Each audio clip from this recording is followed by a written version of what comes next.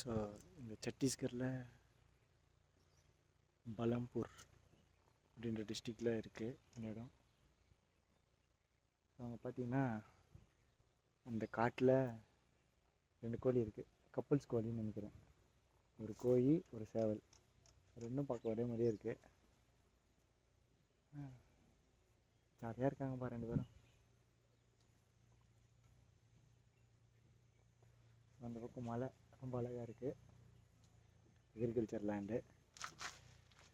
So இங்கே வீடுலாம் நம்ம அந்த காலத்தில் பார்த்த வீடு மாதிரி இருக்குது. இங்கே இருக்க கிராமத்தில் மேலே பூசணி கொடிலாம் விட்டுருக்காங்க. It was so interesting.